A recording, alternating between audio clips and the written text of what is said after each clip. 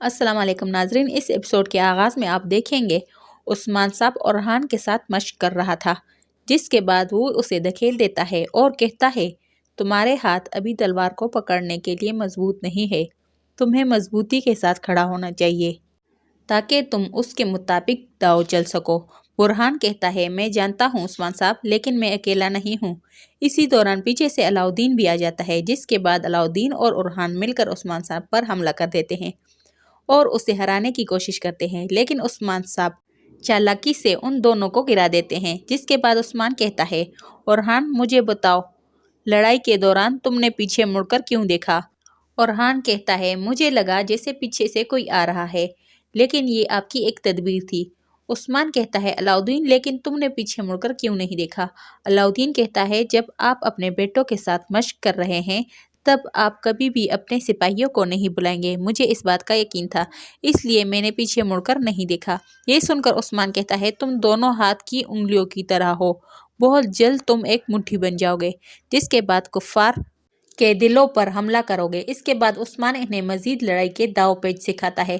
دوسری جانب اولوف اپنے ساتھیوں کے ساتھ اڈے پر موجود ہوتا ہے اور کہہ رہا تھا شمال کے بچوں اپنے بازوؤں کو بلند کرو اور خود کو کارا لعنت کے حوالے کر کے دین کے لیے قربانی دو۔ یہ سن کر سارے لوگ اپنے ہاتھ بلند کرتے ہیں اور کارا لعنت کے نعرے لگانے شروع کرتے ہیں۔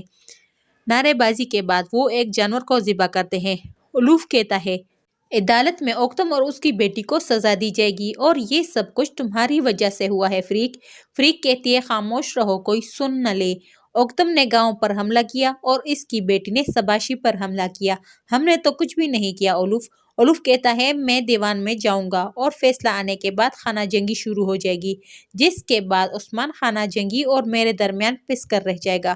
یہ خانہ جنگی ہمارے حملے سے شروع ہوگی، جس کے بعد ہم ینی شہر کو بھی حاصل کر لیں گے۔ فریق کہتی ہے عثمان کے شہر میں ہوتے ہوئے تم یہ کیسے کرو گے؟ اولوف کہتا ہے تم دیکھنا میں عثمان کو کیسے شہر سے نکالتا ہوں اور پھر ینی شہر کو کیسے جلا کر راکھ بناتا ہوں، لیکن کانتا کوزینوس وہ واحد شخص ہوگا جو وہاں پر بچ جائے گا۔ فریق کہتی ہے تم کانتا کوزینوس کو اتنی اہمیت کیوں دیتے ہو؟ مجھے اس سے حسد ہو جائے گی اولوف کہتا ہے وہ حملہ کرنے میں میری مدد کرے گا، جب وہ تخت حاصل کرے گا تو وہ مجھے ایک بہت بڑی فوج دے گا، پھر سب لوگ پچھلے کمانداروں کو بھول جائیں گے اور سب کو صرف ایک ہی نام یاد ہوگا اور وہ میرا نام ہوگا یعنی اولوف۔ ساری قومیں میرے سائے سے بھی گھبرائے گی۔ پھر وہ اپنے گھوڑے پر سوار ہو کر اپنے سپاہیوں کے ساتھ وہاں سے روانہ ہو جاتا ہے۔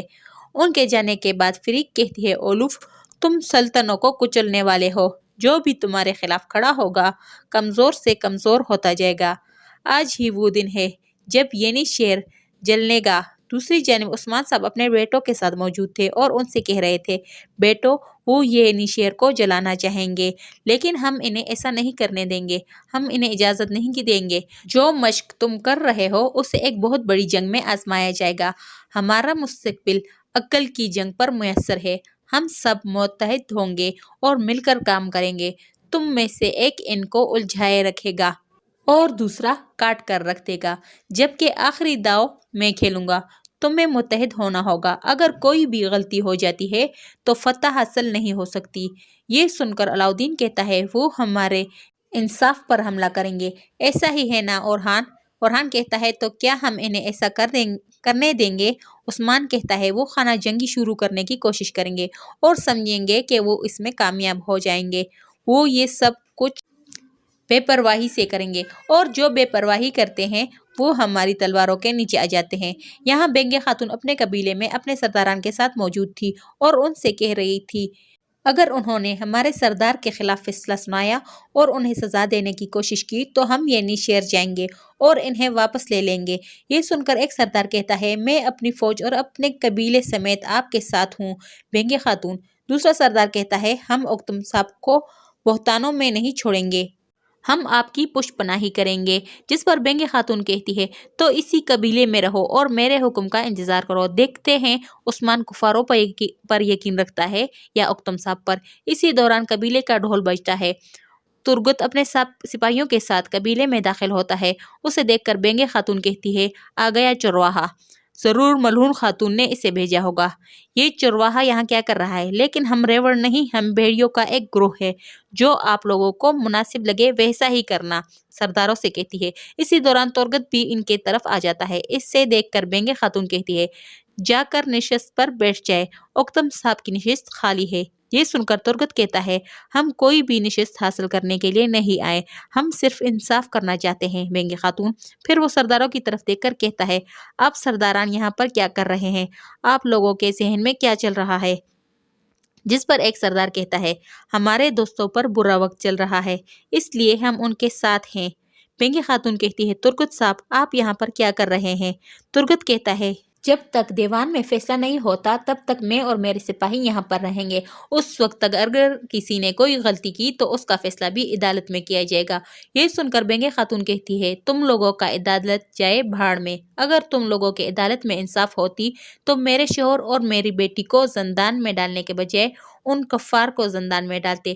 اور پھر وہ کہتی ہے، سپاہیوں میرا گھوڑا لے کر آؤ، میں سنوائی میں جاؤں گی، میرا قبیلہ اب میرے سرداروں کے حوالے ہے۔ یہ سن کر ترگت صاحب کہتا ہے، آپ بے فکر ہو جائے بینگے خاتون، آپ کا قبیلہ اور آپ کے سپاہی ہمارے حوالے ہیں۔ یہ سن کر بینگے خاتون اپنے سپاہیوں کے ساتھ وہاں سے روانہ ہو جاتی ہے۔ دوسری جانب بازنطینی سپاہی سونے کو گھوڑا گاڑی میں لے کر جا رہے تھے۔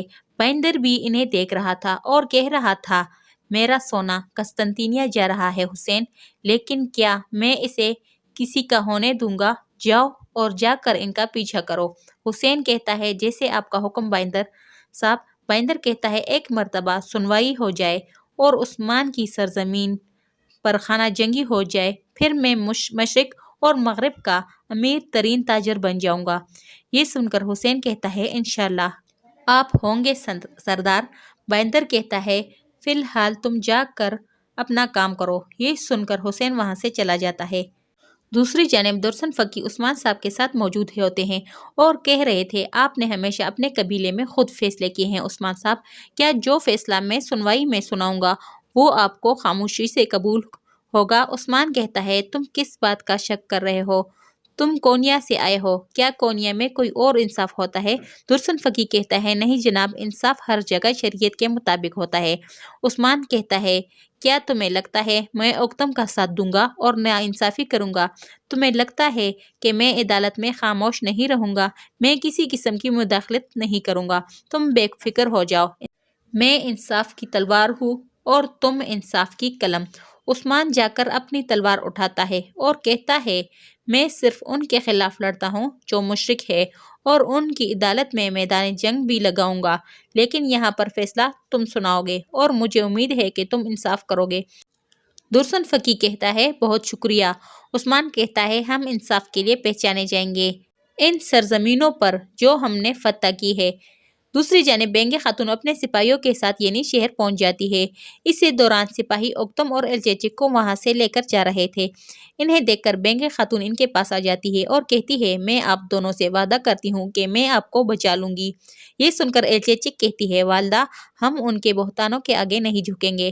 بینگے خاتون کہتی ہے، ایسا ہی ہے، ہم نہیں جھکیں گے، اگر انہوں نے غلط فیصلہ سنایا تو ہم ان کے شہر کو جلا کر راکھ بنا دیں گے۔ اوکتم یہ سن کر کہتا ہے، خاتون کوئی بھی غلطی مت کرنا۔ اس کے بعد سپاہی ان کو وہاں سے لے جاتے ہیں۔ ان کے جانے کے بعد بینگے اپنے ایک سپاہی سے کہتی ہے، ایک دفعہ سنوائی ہو جائے تو جا کر سرداران کو خبر کر دو کہ تیر اپنے کمان سے نکل گیا ہے اور ہدف کو نشانہ بنانے والا ہے۔ یہ کہہ کر وہ وہاں سے جانے لگتی ہے تو اتنی میں عائشہ خاتون وہاں آ جاتی ہے۔ عائشہ کہتی ہے، میں عائشہ خاتون ہوں، اختمور کی والدہ، جس کو تمہاری بیٹی نے بہت بے رحمی سے قتل کرنے کی کوشش کی۔ بینگے خاتون کہتی ہے، اپنا راستہ ناپو۔ یہ کہہ کر وہاں سے جانے لگتی ہے تو عائشہ خاتون کہتی ہے، تمہاری بیٹی نے جو غلطی کی ہے اس کی معافی مانگنے کے بجائے تم یہ رویہ اختیار کر رہی ہو بینگے، تمہیں اس کے پٹے کو مضبوطی سے پکڑنا چاہیے تھا۔ بینگے خاتون کہتی ہے، آپ کس پٹے کے بارے میں بات کر رہی ہے؟ میں اپنی بیٹی کو کتا نہیں سمجھتی جیسا آپ اپنے بیٹے کو سمجھتی ہے۔ یہ سن کر عائشہ خاتون غصے میں آ جاتی ہے۔ اسی دوران ملعون خاتون بھی وہاں پر آ جاتی ہے۔ ملعون خاتون کہتی ہے، بینگے خاتون، آپ جس کے بارے میں بات کر رہی ہے وہ صرف عائشہ خاتون کا بیٹا ہی نہیں بلکہ وہ یہاں کا سباشی ہے، اس لیے اپنے الفاظوں کا انتخاب طریقے سے کیجیے۔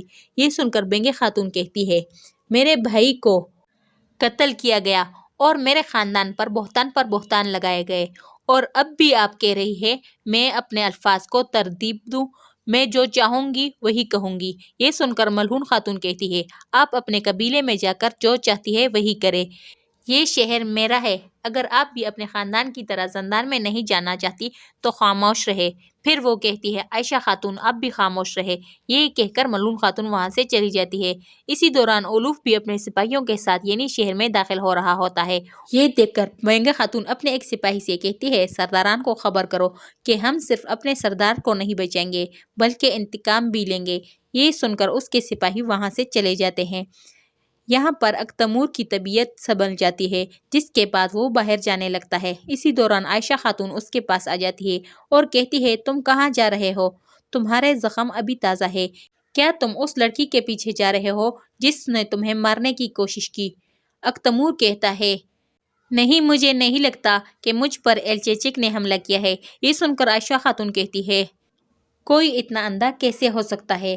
تم نے پورا دن اپنی آنکھیں نہیں کھولی، اس نے تیر سے تم پر حملہ کیا، کیا تم دیکھ نہیں رہے؟ اگر یہاں سے تیر تھوڑا بھی نزدیک چلا جاتا تو تم مر بھی سکتے تھے، اس وقت ہم تمہارا جنازہ پڑھ رہے ہوتے، یہ مجھے مت کہنے دو۔ اکتمور کہتا ہے، میں آپ سے سنوائی میں ملاقات کرتا ہوں۔ یہ کہہ کر وہ وہاں سے چلا جاتا ہے۔